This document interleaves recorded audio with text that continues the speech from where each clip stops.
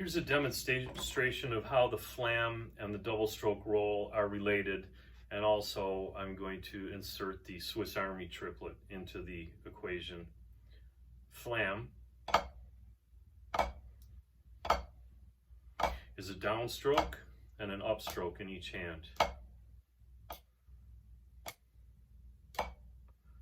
And they're happening almost at the same time.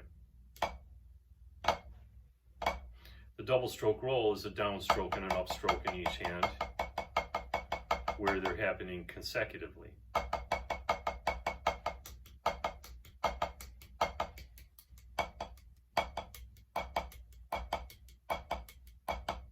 Swiss Army triplet is similar to that.